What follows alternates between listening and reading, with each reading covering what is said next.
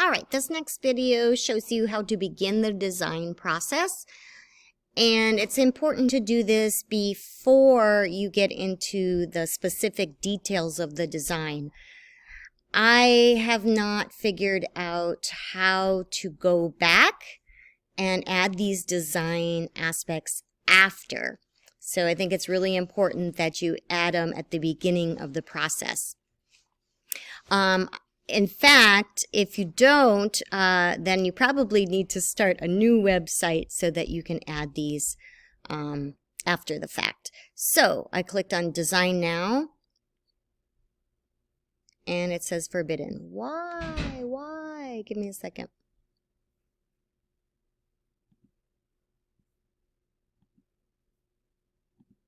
Let me stop.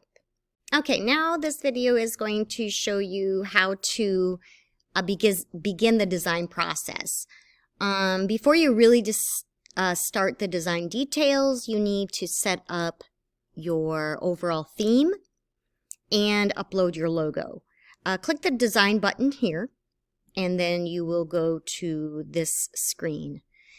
Now, in my other account, my design button looked a little bit different, so I'm going to show you. When I created a second website, my design button looked like this. You should be able to click either one and click continue. And it's not going to let me do both at the same time. That's what the issue is. I can't sign in to do different accounts at once. So here we are. All right, so the first thing I need to do is select the features I want to include in my website. And you can see that with the breadcrumbs up here. It lets you know that we're going to start with features, go to logo, and then go to style. So we want to show a list of our services. We want to allow for appointment bookings maybe. We want to sell some items to ship. So these are all of the different pages that we may include. We can always delete them later if we don't want to have all of these pages. So I'm going to go ahead and be careful and just choose all of them in case I need them. If you have an Instagram and you want to add it to your feed, you can include that. Include a contact form, a list of events. You can add, okay? So this just allows you to choose all those different pages that can be part of your website. Okay, and then we can go to the logo. We click Next. Here you need to upload your logo. So we created a logo earlier. I'm going to see if I can find that. So I'm going to click here to search. I know I have one in my downloads folder. So depending on where you saved yours, and I'm going to search for it. I know I had it under logo. And I'm just going to choose this one as an example. Okay, and open. Okay, so there's my logo. And I'm going to click Next. And it's going to bring me to style. I can choose a style, modern or classic or elegant. It's going to give me different kinds of writing, different font, strong or playful. Okay, so you can choose, I think I'm going to do elegant. You can choose a primary color or a basic color that you're going to use for most of your design. So choose a color that you like. That's going to be kind of your accent color. So let me just do something in green. And then I click Finish.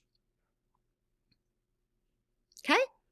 Once you click Finish, it gives you the option to select your domain. The domain is the URL name that you will use, that people will search for your website.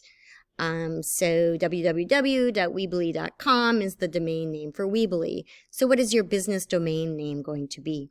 If you don't know yet, you can save that for later. You do need to have a unique domain name. That means you need to have a domain name that nobody else has. So you would have to search to make sure that it is available. Okay. I am going to skip that step right now and just show you what the main design page looks like. First, you're going to see some directions. It shows you that you can view a list of site pages here. Okay. It opens that up. Okay, and then I can click next to see what the next directions. Here it says I can do categories and items. Okay.